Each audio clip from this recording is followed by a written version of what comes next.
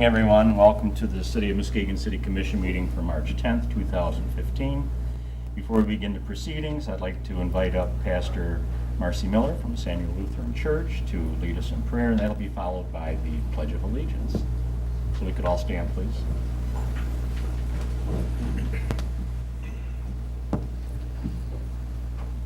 Let us pray. Almighty God, we thank you for those gathered here to do the work of this city. We ask that you would guide them with wisdom and justice this evening. We pray for those who work each day for the city, our police and our firefighters, administrators. And we pray for our nation, that in this time of polarization, Lord, that you might bring people together for the common good. And for our world, please plant in our hearts and the hearts of everyone a greater desire for peace. Amen. I pledge allegiance to the flag of the United States of America and to the republic for which it stands, one nation, under God, indivisible, with liberty and justice for all. Thank you, Pastor.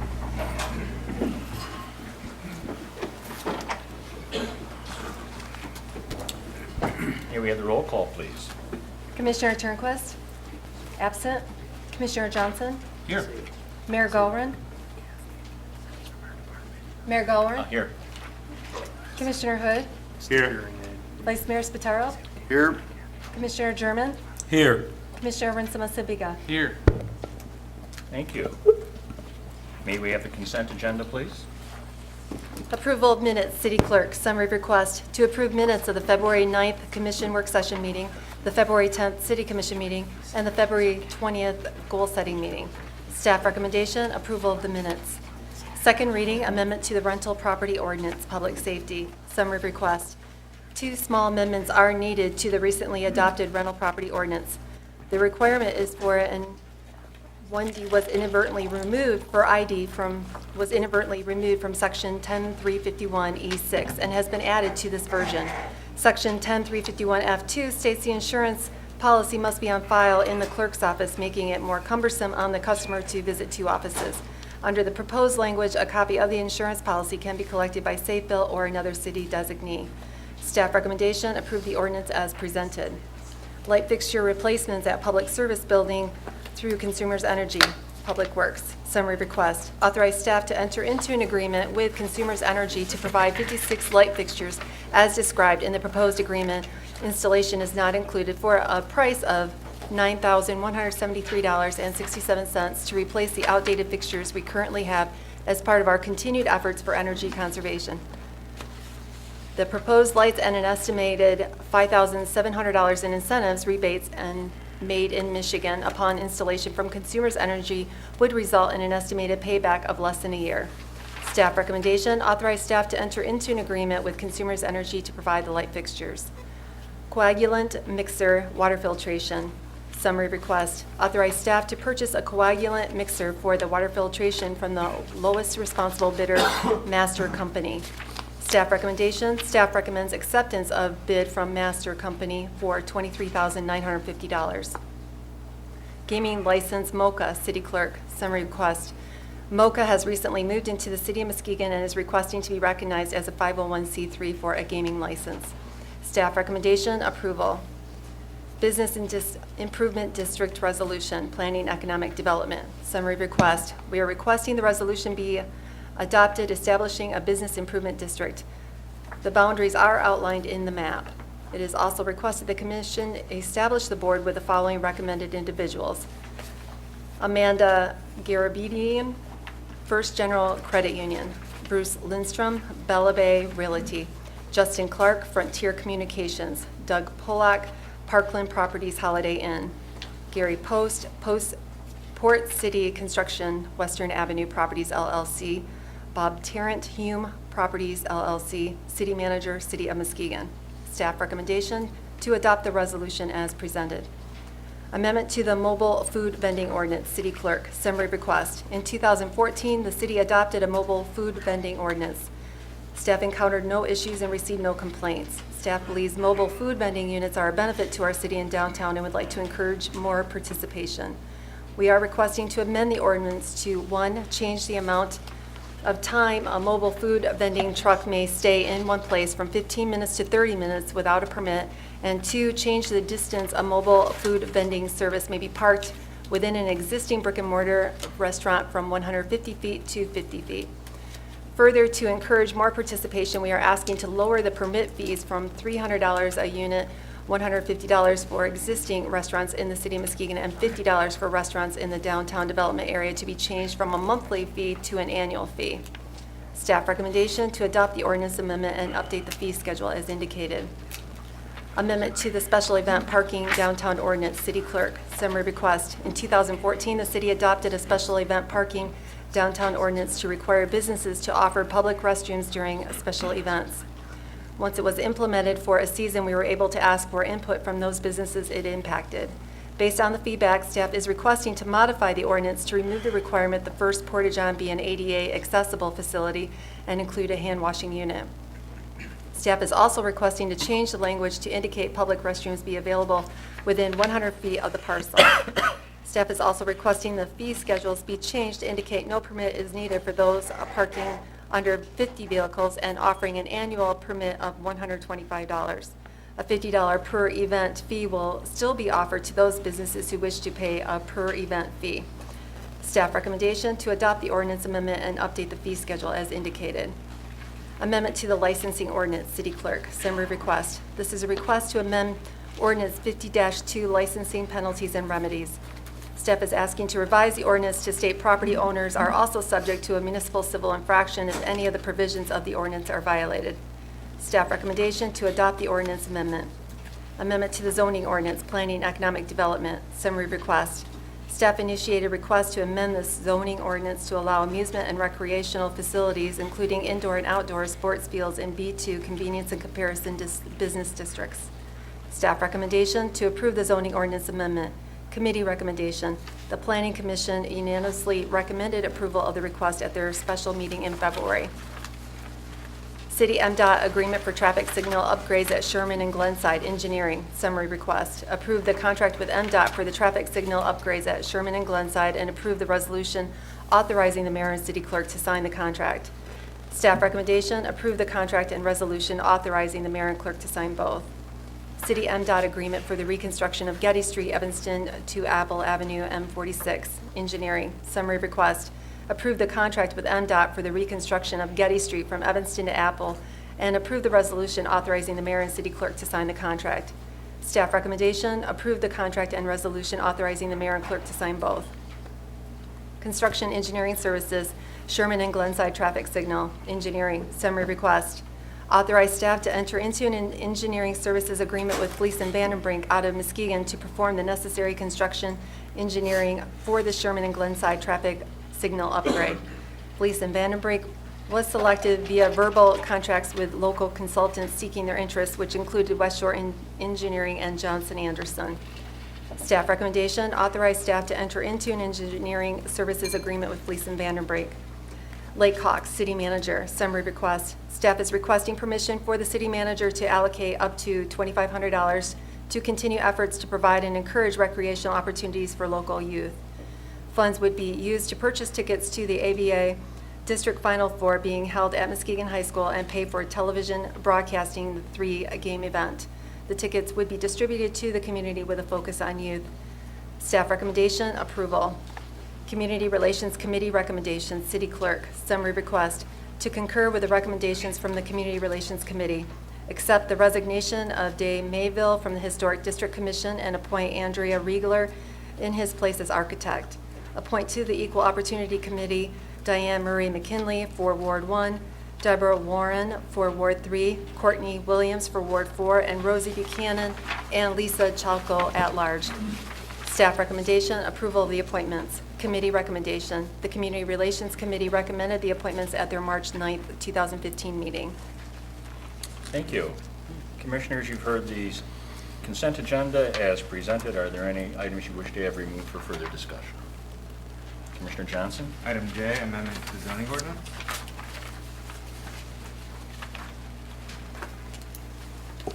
Vice Mayor? Item F, Fox. Any others?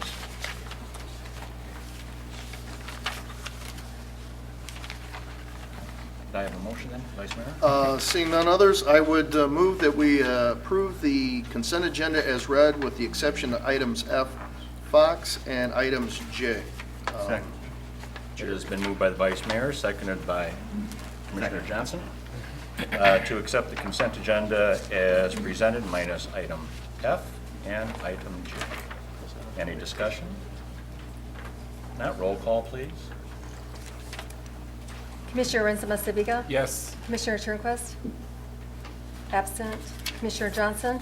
Yes. Mayor Galvin? Yes. Commissioner Hood? Yes. Vice Mayor Spataro? Yes. Commissioner German? Yes. Motion passes. Thank you. Vice Mayor, item F, please. Thank you. I would move that we adopt the resolution to implement the Business Improvement District as presented. Second. Thank you. I had asked for this to be removed. We do have some members in the audience tonight that would like to speak on the Business Improvement District. Before we do have the members of the public come up, if I might have our planning director, Kathy Brubaker-Clark, give us an outline of the BID as well as where this would put us at this point should this be approved tonight. Sure, thank Thank you, you. Mayor and Commission. We are excited to be bringing this before you. We did discuss it last night at our work session, and this has been many years coming. We've talked about for years what started out as our Main Street in the downtown area and then became downtown Muskegon now. It's always been a struggle to fund the services that are provided through that agency. The City of Muskegon has contributed quite a bit, the Foundation, the Chamber of Commerce, other entities over the years, as well as membership. But membership is always difficult for something like that, and you can't really fund a organization long-term where you're really assisting all the property owners and business owners in that downtown area. And we tried this once several years ago, but we still had a lot of holes in our downtown. Now, fortunately, we have a lot more going on, a lot more development, a lot more interest, many more people involved in downtown. Anyone that was downtown this summer saw the excitement and vibrancy that's down there with the stores and shops and offices and tourists coming into town and cafes out on the sidewalks and festivals and everything else going on. So this is the appropriate time. I give kudos to Jonathan Seifert, our downtown Muskegon Now manager, who is really, it was him pounding the pavement, going and talking to the folks to get the support and really explain what this is all about. It is an assessment on the property owners. Jonathan is here. I'll let him, if you want more details on that, he can better explain the specifics since it's been near and dear to his heart for the last many months.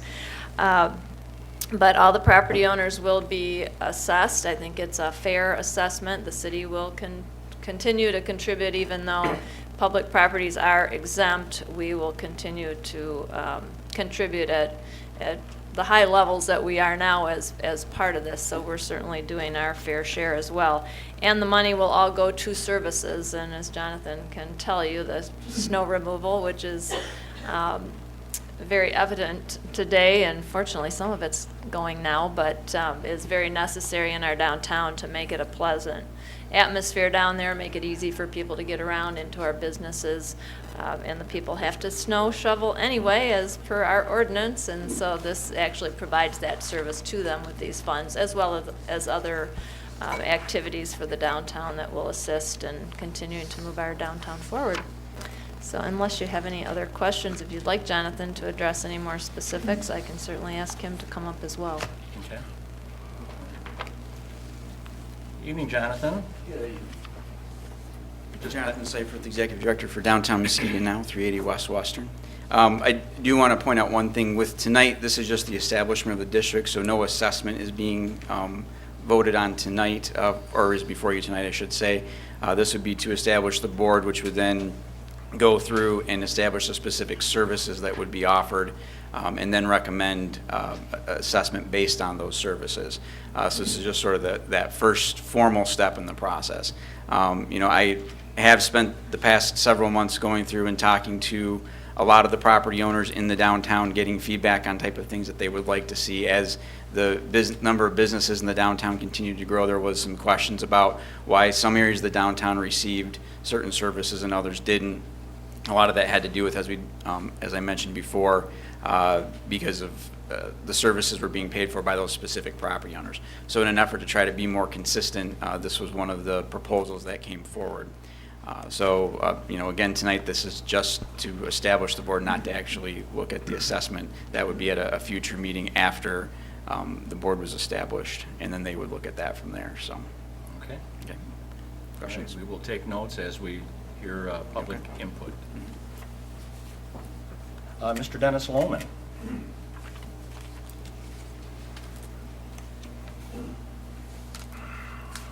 Good evening, sir. Good evening, Commissioners. Dennis Loman, Northwestern Mill and Industrial Sales. I'm not totally against the organization. What I am against is the assessment that's going to be dictated to the property owners. I realize he just said that it's not going to be discussed tonight, but it's all going to be part of the biggest program. Our business has been in business since 1943, and at this point, I don't see anything that they're going to do for our business that's really going to help them. It's going to help more of the downtown than it is my business. In the short time since I've had this notice, I've talked to 7 different people, and none of them have gotten a letter to be part of the 43% that voted for it. So at my point, 100% of the people that I talk to are against it because of that same reason. They're on the outside of the downtown, if you will, established businesses, and our money is going to be used to subsidize their activities or whatever they do need. Ms. Baker just said that things are picking up and going downtown. At this point, I would think it should be able to maintain itself. But to ask for outsiders to start paying for it too, I don't think is correct. In their notes, they had 43% were for it, 8 were undecided. That leaves 53% that weren't even asked. Okay, well, if you take the 53, and if there were no votes and didn't take the 8%, you're more than a majority at that point if you put them over on the undecided one to the no side. So that's something, playing with numbers at that point. I think that's all I just wanted to point out, that it's something that we've established our own business. We're able to hold our own, and we've been doing it since 1943, and a lot of the businesses are very similar to that. Thank you. Thank you. Jonathan, could you address the percentage calculations? Yeah. So, let me get my notes on here. So let me get to that page here just a second. The letter that went out about a week and a half ago to the property owners, there was 43%. It was a different percent than when I actually submitted it to you guys about a month and a half ago because we'd gotten additional support. 43% or 44%-ish was had signed petitions in favor.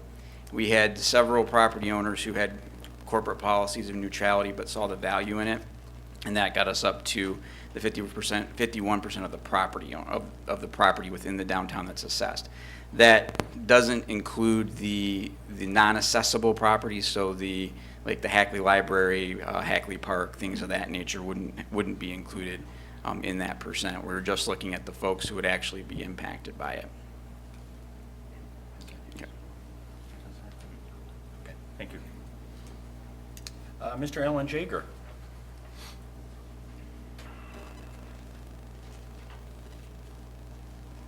Alan Jaeger, 8081 Holton Duck Lake Road. I own the property where the old parking ramp was. So, for me, my property taxes are $3,970 right now.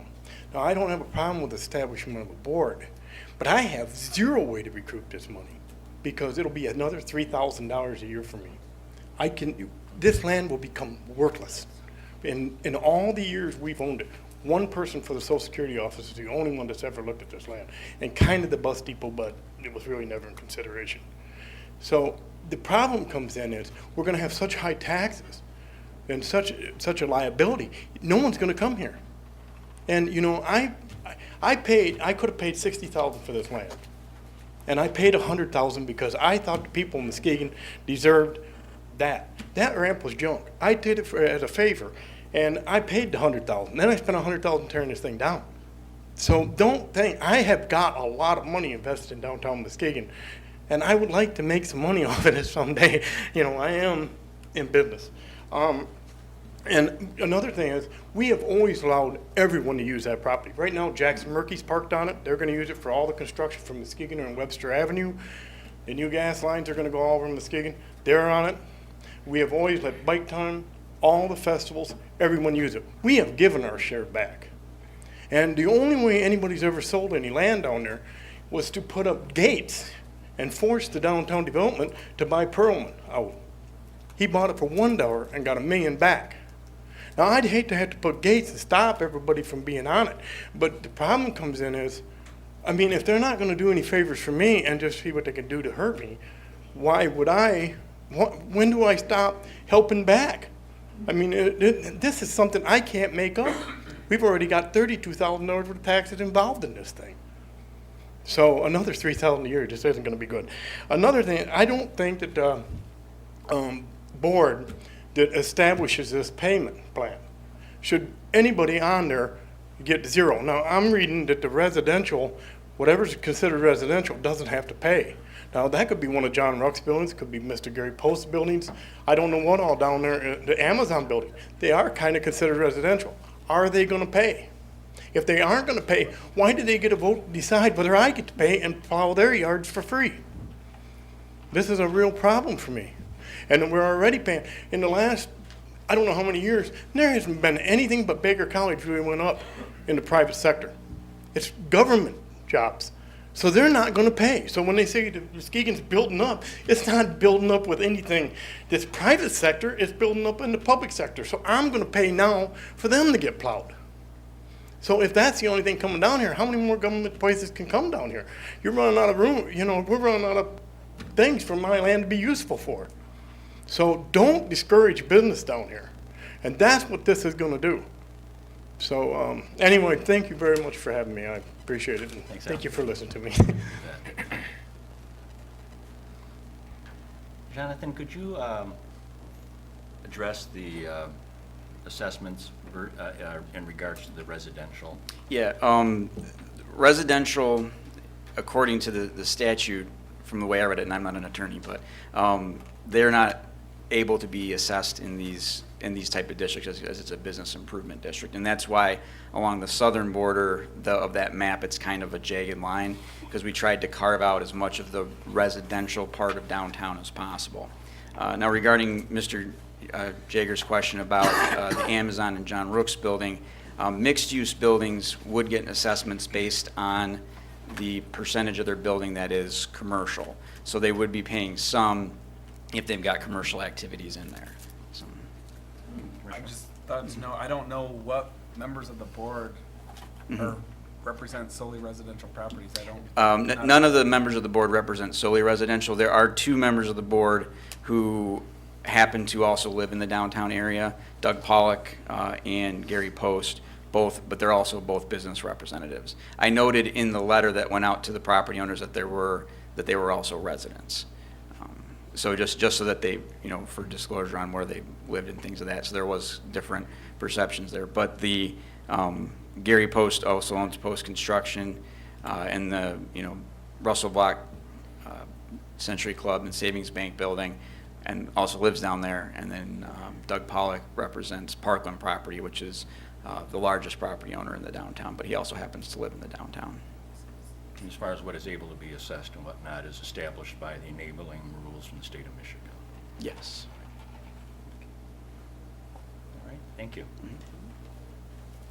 Mr. Michael Hennessy?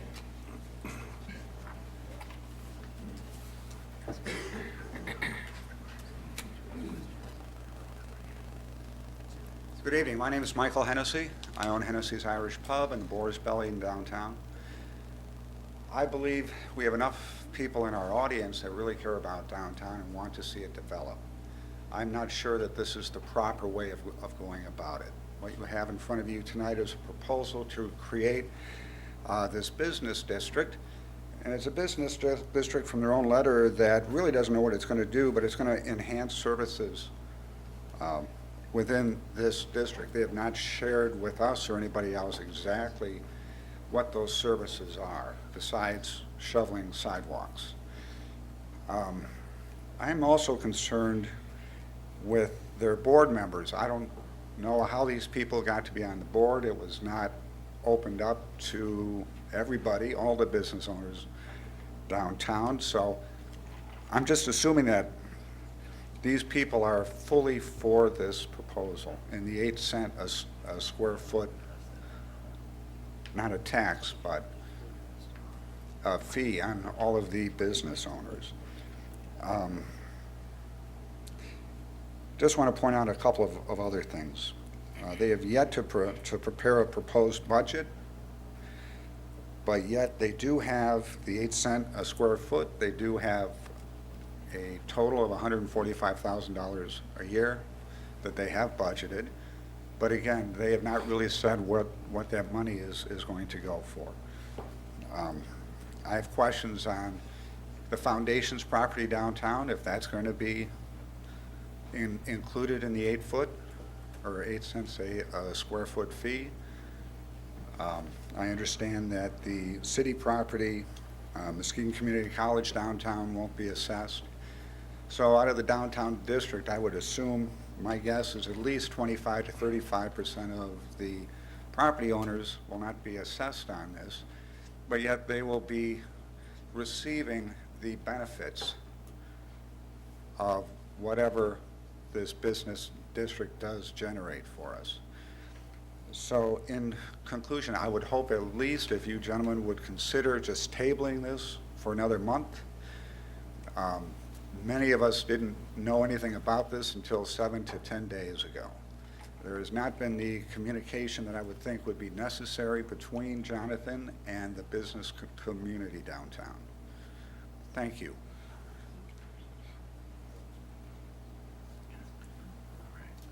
Jonathan? Yep.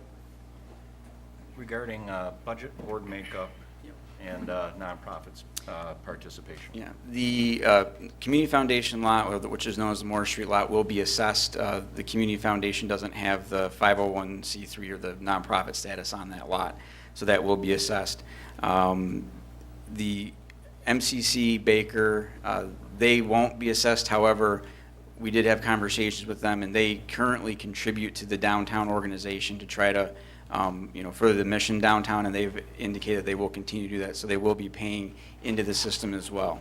The board makeup, the way we came up with the recommendation for the board, or that I came up with the recommendation for the board, was as I was talking to property owners who were supportive, I asked them if they would be interested in also serving on the board. And that was part of the conversation when I would be meeting with the property owners, and these were the ones who had volunteered to do that. So, and as if this is to be established and the board was to go forward, as seats opened up, there would be the opportunity for anyone within the district to volunteer or to put their name forward to be considered for board membership.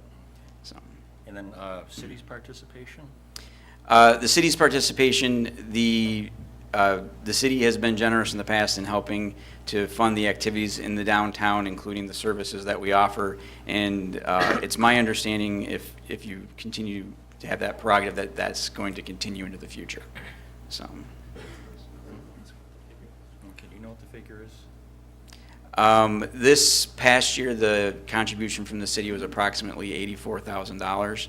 And I believe the projection for next fiscal year is $100,000.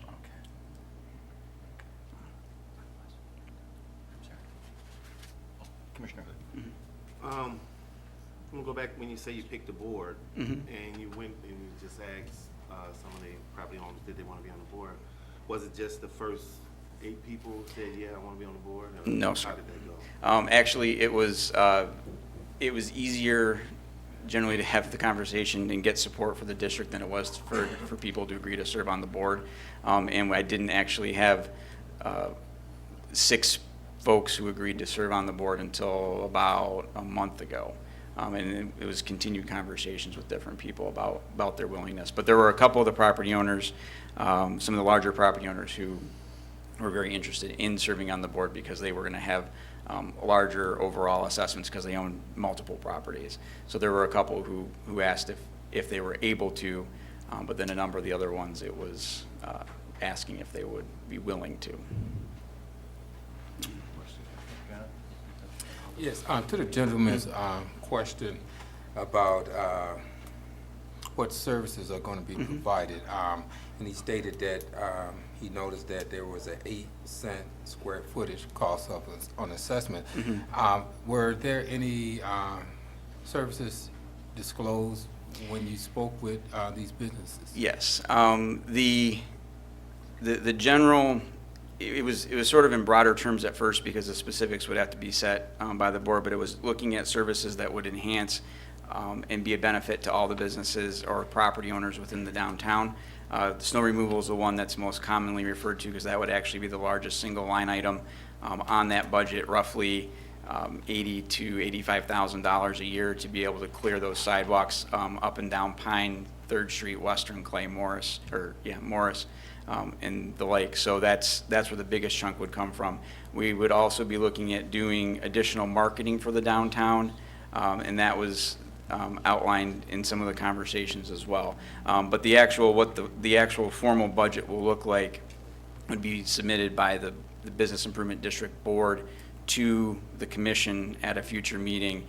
The reason that the 8-cent and it initially started as a 7-cent discussion, but when the district boundaries were initially a little bit larger from what we proposed, came in, the recommended assessment changed a little bit. And the reason that was discussed in there is because it was easier to have discussions with something to reference as opposed to talking abstractly. So that was the best way to have that conversation. But what that actual recommendation would end up being would come from this Business Improvement Board if it's established at a future meeting. Okay, and another question. Also, how would that benefit businesses that has been established just maybe 10 years or better, who's already removing their snow, advertising? What type of benefits could you see how that would benefit that business? The hope is that by establishing this district and offering these services throughout the downtown and enhancing the community's knowledge and beyond about the downtown and the opportunities that there are down here, there'll be increased interest and then hopefully increased value in the downtown businesses and downtown properties. So this was a point that I made with a couple downtown business owners because when we would talk about snow removal, and say, well, I do that really well, but maybe there's 2 or 3 businesses next door that don't, or absentee property owners, and I'm not saying that it's the individuals, the property owners who do a very good job. We're not saying that they don't. We're just trying to make things more consistent so that people can walk from one area to another, especially in the winter, so that they can frequent these stores as best they can without having to jump over big snow piles or walk into the street. As we discovered on the manager's tour, I think it was last December, there was good chunks of downtown where we actually had to walk in the street because they weren't cleared. So even if it's not, and we'll do it directly in front of businesses that currently do it, so hopefully it'll take some of their stress away from them on the day-to-day, but then it'll also do it between point A and point B where it might not necessarily be being done now. So this is targeted towards more of the winter months? What about summer? Yeah, I mean, when you look at how much the snow removal costs, and we do private contractors, we're not the ones who do it. We work with local contractors to do that. That is going to be the biggest cost in the budget. I mean, right now, to give you some perspective, downtown Muskegon now contracts for snow removal between Terrace and 5th Street on Western Avenue and then some of the side streets, and that's about $25,000 a year with snow removal, and also that includes 3 parking lots and salt. So if we continue to expand that area out, and it would be about 3.5 times the size, then you come closer to that 85,000 number. And that wasn't a number that I just came up with. I talked to some of the contractors and said, hey, if you were to get a bid on this, what kind of numbers are we looking at? And that was the number that came back as an average. There's a little bit of give in there, but as far as if the services would majority be in the winter, if you're looking at how the potential budget would break down as a percentage of it, then yeah, I guess you could make that argument. But our goal would be to make sure that there are other services that are available throughout the year. And one more, and that's my question, Yeah. because from what I'm understanding, these business owners, they basically want to know what type of services are that they would have. So Yeah, and that's my reason for the question. Yeah, and I think that's another advantage of this type of a structure as opposed to other structures that we could have looked at implementing in Muskegon. Because this is a business improvement district, it's more responsive to the businesses annually. So if things aren't working one year, we can look at addressing it differently the next year. And it's a much more flexible model than some others. Okay, thank you. Thank you, John. Mr. Clyde Whitehouse?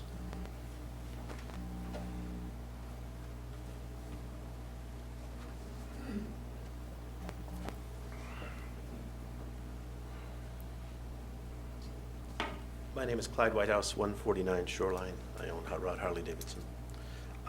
First of all, I want to say that John did come talk to me about this and did offer me a position on the board, and I did turn it down, so it wasn't the first everybody that was in favor of it. I'm not saying that I'm in favor of it or against it, actually, but I think what we have to look at here is the representation of the property owners that are downtown.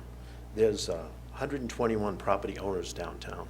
And this bid or tax or assessment is based on the fact that you get square footage, your vote is based on square footage. In other words, I have, I think, 10% at Hot Rod Harley Davidson. So if I vote, my count would be 10%, whether I vote for or against. Someone that has a very small piece of property, they get a vote of, say, 0.005% because they have a small piece of property. We're not taking into consideration all 121 property owners, number one. And I've been asked by several of them tonight that I have small pieces of property to speak because I have a larger piece. The 14 people that have voted account for 11.5% of the people that own property downtown. The 43% is based on the square footage in which they represent. I'm not sure that is the accurate way of doing this. It's not the American way. You used to get one vote, one person, I would think. I think in the general interest, John and the group that has put this together has the best interest in downtown. To beautify it was one of the things they told me.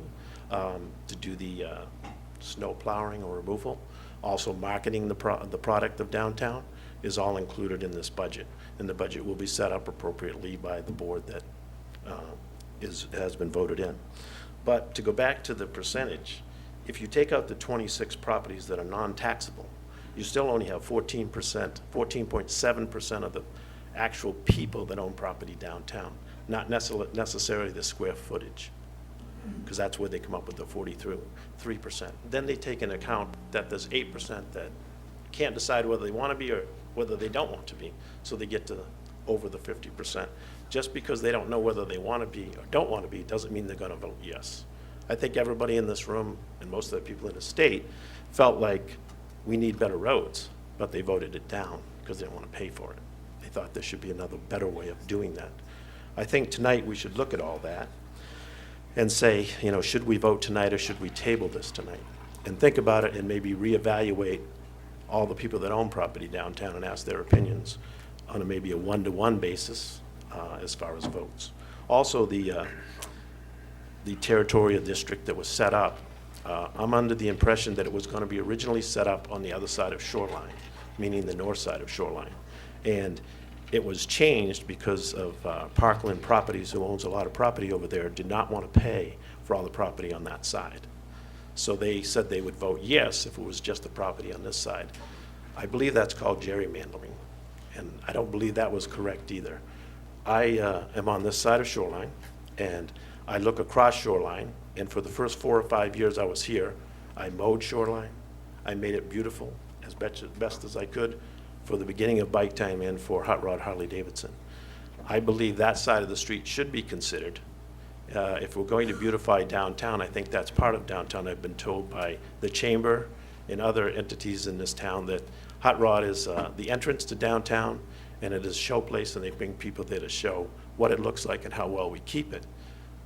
I believe downtown should look that way, and I think the other side, the other side of Shoreline, I mean the north side, should look that way as well. It is the entrance to downtown Muskegon. So tonight, I think we should look at this and say, well, maybe we ought to re-examine it, table it, and look at it again and figure out the best way to do it. I think everybody's is thinking in the best interest of downtown Muskegon. I think there's just a better way. Thanks for the time tonight. Thank you, Clyde.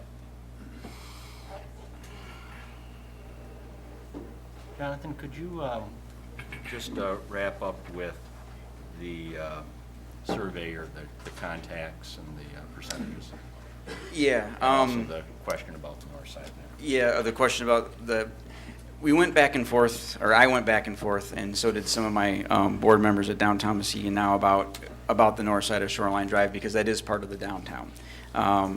But because of the type of services that we were looking at offering here, there wasn't going to be any benefit for the biggest chunk of it, and also because of the realities of how properties divvied up in the downtown, this was the best way to try to move forward.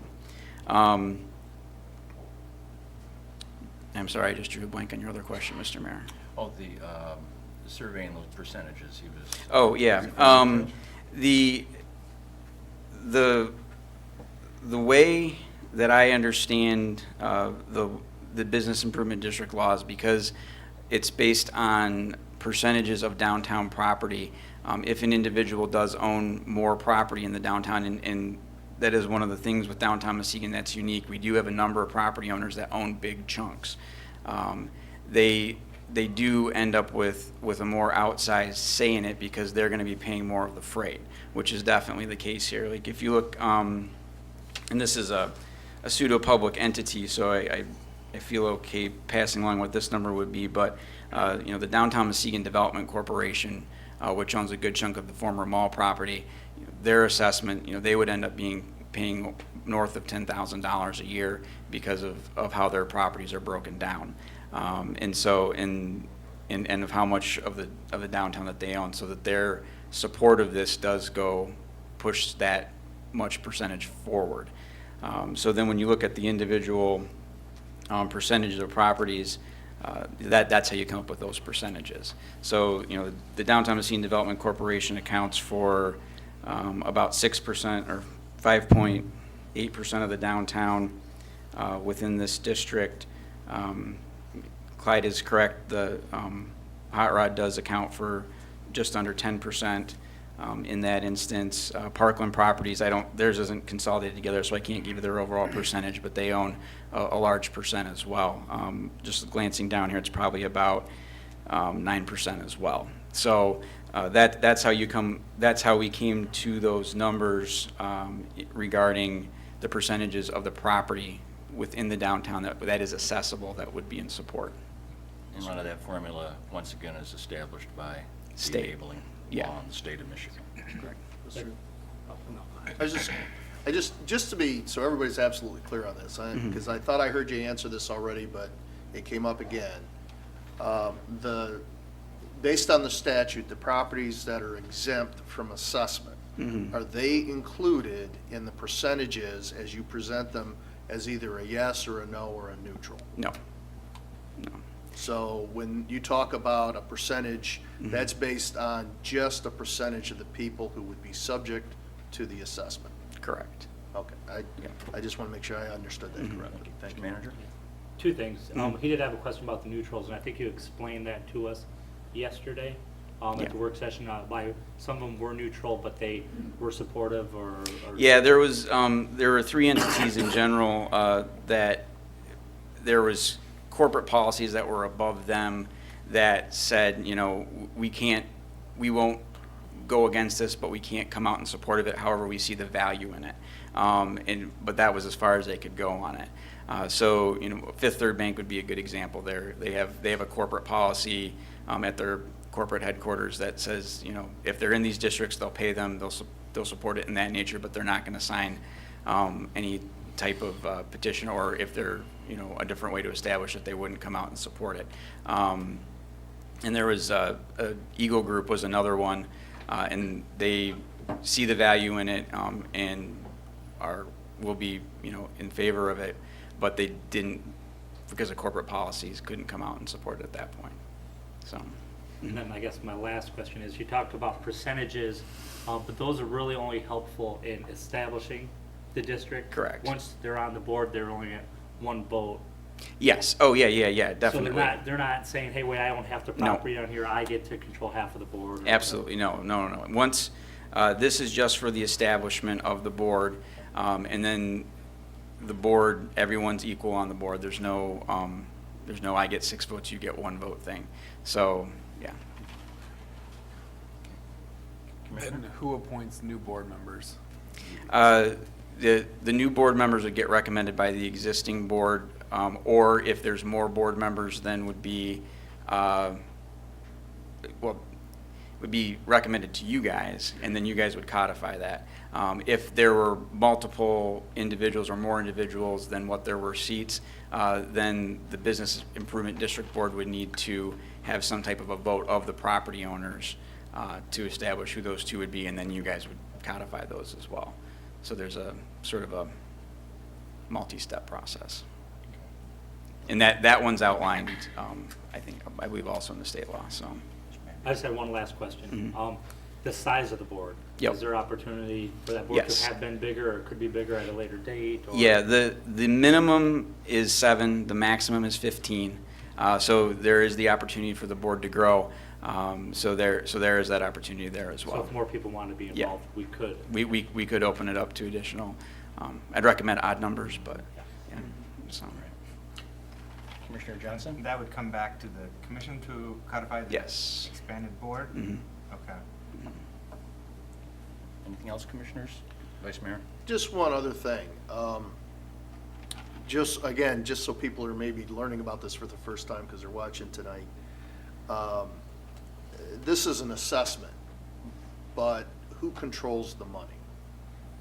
The Business Improvement District Board would control the money, and they have several options on how they can do that. They can either administer it themselves by, you know, hiring staff or having somebody on their board if it's a simple process.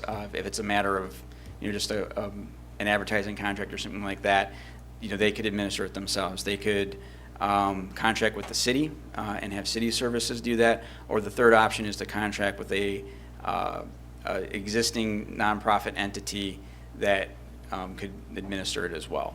But all the funds from the Business Improvement District Board would be under the control of the Business Improvement District Board, and the administering of that would be done by a contract of some sort. So, and it would be very transparent and accountable on where those monies would go. So, and in this instance, you know, if they chose to go with Downtown Muskegon now to administer the contract, you know, there wouldn't be any administrative fees or anything like that. We would just do the pass-through to, like we do currently with a lot of the other services in the downtown, to offer those services. So. Commissioner Hood? I just got a comment.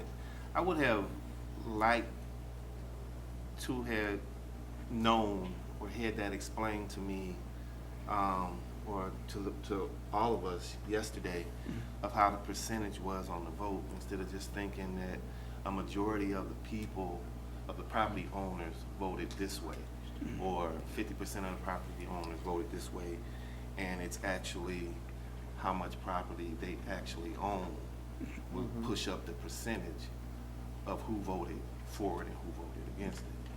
I apologize. I thought in my mind I had, so I do apologize about that, Commissioner. Mr. Mayor? Yeah, it's been a while since we've done special assessments, but one of our discussions was street funding, and this is something we may have to go back to. But this is how it works with special assessments for streets. When people are asked to respond yes or no, those votes are weighted by in that case, the length of property you own on that street. So somebody with a 50-foot lot is going to have a vote that's worth half as much as somebody who owns a 100-foot lot. And that's how you determine those percentages when it comes to special assessments. I'm not aware, and perhaps our attorney could address this, but my understanding that's how all special assessments work. I think that's under state law. It's based on either linear foot for things like streets or square footage for everything else. Didn't know that. Thank you. Thank you. Commissioners, anything else? Are there any other members of the public that would like to speak? Please. I just need your name and address, madam. Cindy Larson, Muskegon Lakeshore Chamber of Commerce. Home address, 408 Ruddiman. Representing a county-wide chamber, not a downtown chamber as we've been accused of, and not a city chamber as we've been accused of. And the reason we've been accused of that because we've donated quite a bit of money to the development of downtown. And we've done that, though, because it is a county-wide asset. And I don't think, and historically, trust me, we were against these assessment districts. However, after 10 years of donating money to subsidize downtown Muskegon now, and getting money from businesses in Norton Shores and Fruitport and North Muskegon, Whitehall, to subsidize downtown Muskegon now, finally, after 10 years, we decided, okay, maybe it's time for a business improvement district. This is how other great downtowns are doing it. This is how Holland and Grand Haven and others, they all have little different models. There's something different about each one of them. But I think finally through the work of Jonathan, with the help of staff and with the help of about a handful of businesses downtown who have been donating for 10 years to subsidize downtown Muskegon now, I think they've come up with a plan that's fair. And so finally, we think it is fair. It's more widespread. It's going to get the snow plowing on the other streets, not just Western. I think it's interesting because when the people cannot get to your businesses, I wish they would call you because they call us when they cannot get to your businesses. Anyway, I know it's tough. I know it's a little bit painful, but representing the bigger community who has been subsidizing downtown Muskegon now for 10 years, I think, unfortunately, it's just what we got to do to get there. So we're right there with Grand Haven and Holland and all the other great lakeshore cities. You guys, it is so exciting what's happening downtown. I can see the difference. The people are starting to come. The investments are being made in the private sector, and we are this close. And I'm hoping this is going to push us over the top so that we can have that beautiful, amazing downtown that we've been dreaming about and now is actually starting to happen. So I encourage you to just bite the bullet and go forward with this. And we will have a strong, viable, cool downtown and be right there with all of our neighbors, and even better, of course. Thank you, Cindy. Vice Mayor? Just one thing. We get asked a lot, why can't we be like Holland? Why can't we be like Grand Haven? Why can't we be like this or that? Other city that's held up as an example of success. Well, one of the reasons we haven't been as successful as some of these other communities is we haven't been willing to do some of the things that they've been willing to do. Creating an entity that's solely focused on creating a healthy, vibrant downtown, which after all is the core of the county. If our downtown fails, nobody else is going to be successful. And as I like to say to our neighbors, and we interact a lot, we're only as strong as the weakest member. And so it's in everybody's best interest that every community in this county be successful and healthy, whether it's us or Norton Shores or Muskegon Heights or Laketon Township. We're all in it together. With this, I think this gives us a tool that's fair, that's reasonable, that eliminates some of the past issues about we don't trust the city to handle the money. We're not handling the money. This has an independent board. They are responsible for the budget. They are accountable for how it's spent, and they are replaceable if they're not doing their job appropriately. So I think this is a reasonable step for us to take. I think this is a healthy step to take us one step closer to what we see being done successfully in our neighboring communities and counties around us. So I would urge support for this. I think it's reasonable. I think it's fair. And I think everybody will be impressed based on what we've heard. The difference something as simple as being able to walk to a business entrance really can make in the amount of money that people can make as a local business. Because as somebody who's a pedestrian downtown on a regular basis, I can tell you in the winter, it's very hard to get around. And places I patronize other times don't necessarily get patronized if I can't get there. And I know that's not just me, that's a lot of my neighbors as well. So, thank you, Mr. Mayor. Thank you, Vice Mayor. Anything else, gentlemen? Well, we have a motion on the floor. May we have the roll call, please? Vice Mayor Spataros? Yes. Commissioner German? Yes. Commissioner dsetvmuskegon? Yes. Commissioner Johnson? Yes. Mayor Galvin? Yes. Commissioner Hood? Yes. Motion passes. Thank you. And Item J, please. Commissioner Johnson. I move to amend zoning ordinance to allow amusement and recreation facilities, including indoor and outdoor sports fields in B2, convenience and comparison business districts. Second. It's been moved by Commissioner Johnson, seconded by Commissioner German, to unanimously, to approve the zoning ordinance amendment to allow amusement and recreational facilities, including indoor and outdoor sports fields in B2, convenience and comparison business districts. Commissioner? So, one of the catalysts for making this zoning amendment is to allow the establishment of Muskegon Risers downtown on our lake shore to go into a bit of property there, and their inaugural season is this year. And I see Matt Smith, the president of operations for Muskegon Risers here, so if Mr. Chairman is permitting, we'll have Mr. Smith come up. But he doesn't have his soccer ball with him to do any, Were you there? No, but I saw it, I heard about it. So. Okay, yeah. Hey, welcome. If we could just have your name for the record. Yes, Matt Schmidt, 2151 Harrison Avenue in Lakeside there. I was asked by Mr. Johnson to come here and just kind of give a backstory about myself and the team.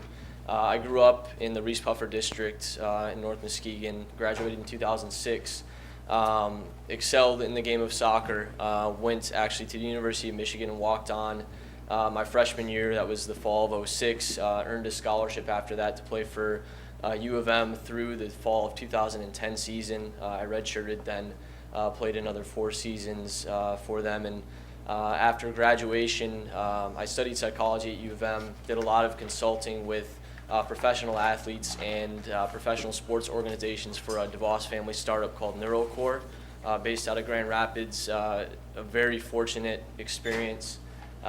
Did that for a couple of years, and as many people in this room I'm sure have done, was drawn back to the Muskegon area because that's where I'm from. And just sort of the timeline, thinking roughly 10 years of growth and revitalization and concentration on downtown, kind of got a unique perspective coming back to see all of the growth that is taking place, and really noticed the spirit about the area. And my skill set, my history has been more in sports and that side of things. So looking at how I would like to help further all the efforts that are going on here. started the concept of the Muskegon Risers last January, and essentially what we are is a professional soccer team that competes from May through July, and in doing so, essentially have positioned ourselves to help brand Muskegon in the summertime. So when you think about the colors that we've chosen, lime and royal, to help capture the natural resources we have with the inland lakes, Lake Michigan, the beaches, natural state parks that are all around.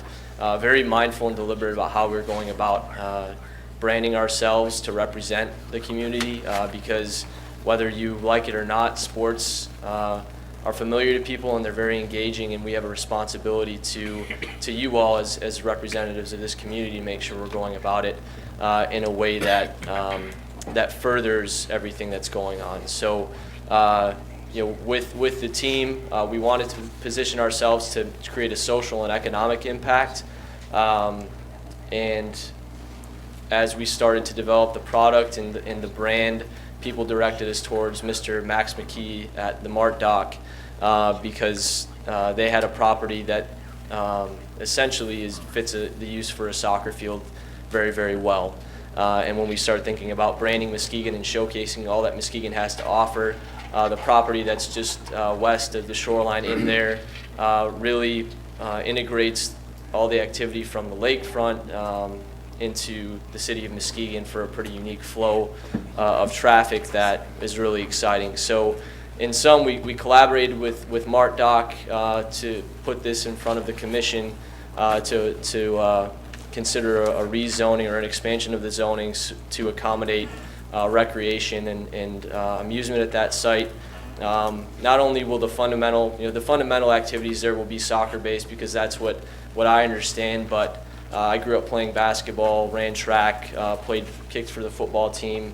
Love all sports, have collaborated with Rob Murphy, Len Pisecki, Ron Jenkins with the Lake Hawks, and we're looking forward to collaborating soon with the Mustangs and just bring this, make this a facility that stands for an active location that can also maybe be used for, as we've collaborated with some other individuals, events and things of that nature. So that's where we are at. That's the story in a very short amount of time. I told my mother actually that I'd go to her classroom and read for the kids tonight, so I'm a little bit sped up in that, but I want to thank you all for considering that rezone. You bet. Thank you. Yeah, I'm pretty excited about this. Muskegon Risers coming to downtown playing. I love the mission of the team, and I think where it's located on our lakeshore is going to help integrate that with our downtown, bring more people downtown, bring more people to the lakeshore, and I think it's just one more step in the progress of our city and our downtown. And like the name of the team, Muskegon Risers, Muskegon will continue to rise. Very good. Now, will you be offering the commissioner a walk-on spot for the season? Yes. Maybe we can start with We just met today too, so this isn't like pulling favors by bringing them in here. I just am supportive of the team and the mission. Absolutely, absolutely. Any other comments, questions, gentlemen? Roll call, please. Commissioner Johnson? Yes. Mayor Gallron? Yes. Commissioner Hood? Yes. Vice Mayor Spataro? Yes. Commissioner German? Yes. Commissioner Vincent Muskegon? Yes. Motion passes. Very good. Looking forward to everything. It's exciting, and best of luck. Thank you very much. You I bet. appreciate your time. Public hearings, please. Lakeshore Smart Zone LDFA Plan Amendment and Public Hearing, Planning and Economic Development. Summary request. The City of Muskegon Local Development Finance Authority and City Commission approved the Lakeshore Smart Zone Local Development Finance Authority and Tax Increment Finance Plan in 2002. The State of Michigan recently provided the opportunity to extend the tax increment finance capture for an additional 5 years if the Smart Zone LDFA plans are amended to include additional projects, job creation, cooperation with other regional entities, and/or additional reporting.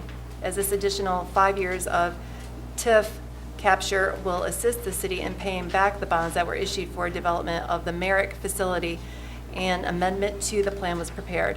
The amendment was approved by the LDFA, and the plan has been forwarded to the City Commission where a public hearing is to be held. Staff recommendation that the City Commission hold the public hearing and approve the resolution amending the plan. Well, good evening once again. Good evening, Mayor and Commission. As the city clerk read, we're asking you to approve the amendment. The Local Development Finance Authority did approve the amendments to the plan and is asking the commission to go ahead and give final approval to that. We need to send this in to the state prior to the end of this month in order for them to consider giving us the additional 5 years.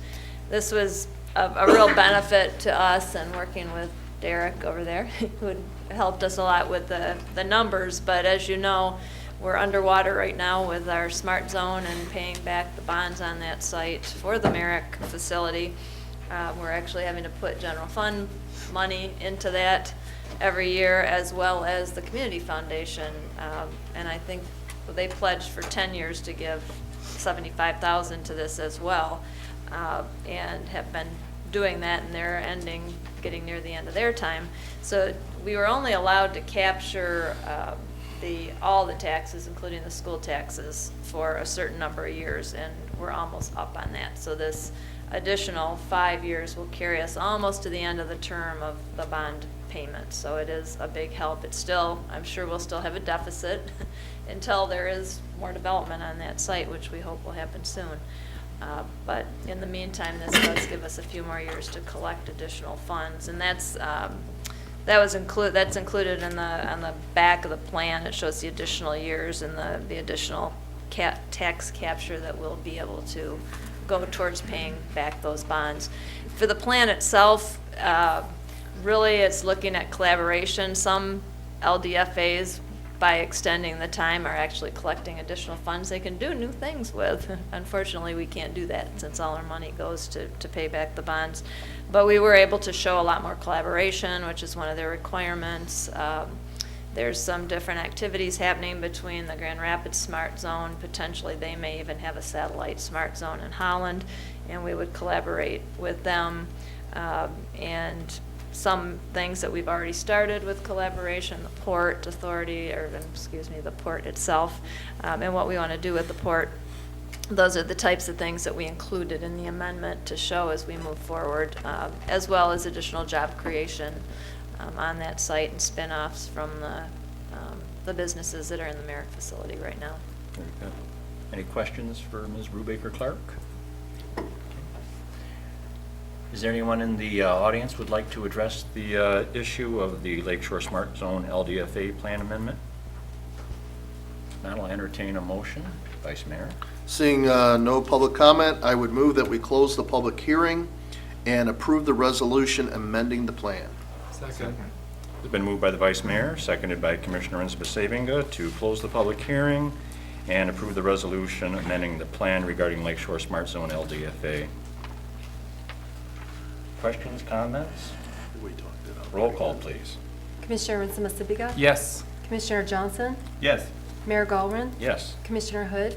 Yes. Vice Mayor Spataro? Yes. Commissioner German? Yes. Motion passes. Thank you. Item B, please. Recommendation for annual renewal of liquor licenses. City Clerk, summary request to adopt a resolution recommending non-renewal of those liquor license establishments who are in violation of Section 50-146 and 50-147 of the Code of Ordinances for the City of Muskegon. These establishments have been found to be in non-compliance with the City Code of Ordinances, and renewal of their liquor licenses should not be recommended by the City Commission. If any of these establishments come into compliance by March 21st, 2015, they will be removed from this resolution, and recommendation for the renewal will be forwarded to the Liquor Control Commission. Staff recommendation, adoption of the resolution. And Mr. Grant, we welcome you this evening, sir. Hello, how you doing? Good, thank you. I recommend, there's a couple that I have that's in non-compliance for income tax and treasurer's office. But I worked with Malachi Williams for Dreamers. He came in the last couple of days and showed that he has a payment plan with the county, and he's current with his delinquent personal properties with the city. So it's up to you guys, but he's been showing effort, and I think he's going going to make an effort to make sure he's compliant by next year. Very good. So he's here if you want to speak to him, but But he you're has. satisfied he's- with his I am plan? satisfied with his progress. Very good. The other two, I have Lakeshore Tavern and Clay Avenue Cellars. Lakeshore Tavern came in today but has not made any progress. Have not heard from Clay Avenue Cellars. I think they're defunct, aren't Yeah. I believe so. Was the Dollar General still on there? That is that from the clerk's office? They are for inspections. I believe they owe fees to the inspection Okay. department. All right. Any questions for Mr. Grant? Are there any members of the public would like to address this issue? If not, I'll entertain a motion to close and move forward. Commissioner Hood? I move to close public hearings and move forward. Second. It's been moved by Commissioner Hood, second by Commissioner Muskegon, to close the public hearing and adopt the resolution regarding the annual renewal of liquor licenses minus Dreamers. Correct. Which has a plan in place working with our treasurer. Vice Mayor? Just one comment in light of the recent newspaper article.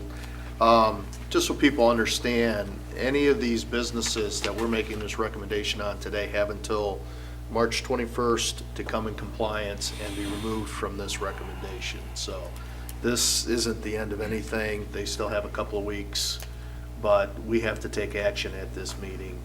And hopefully, most everybody will come off the list, Per like they state have law. in years past, Per state law. per state law. Okay. Any other comments? Roll call, please. Commissioner Hood, Yes. Vice Mayor Spataro, Yes. Commissioner German, Yes. Commissioner Rinsma-Sibiga. Yes. Commissioner Johnson, Yes. Mayor Golman. Yes. Motion passes. Thank you. New business, please. Second quarter 2014-2015 budget reforecast, finance, summary request. At this time, staff is transmitting the second quarter 2014-2015 budget reforecast, which outlines proposed changes to the budget that have come about as a result of changes in revenue projections, policy priorities, labor contracts, updated economic conditions, or other factors. Staff recommendation, approval. Well, good evening, Mr. Smith. Good evening to you all. And we had a lengthy discussion last night and presentation. Yes, we did. And is there any points that you would like to have revisited, gentlemen? Or are there any new things that came up since last night? Well, so we can have that discussion. Oh! I would move that we approve the second quarter 2014-2015 budget reforecast. Second. Why don't you stop me before? It has been moved by the Vice Mayor, seconded by Commissioner Johnson, to approve the second quarter 2014-2015 budget reforecast.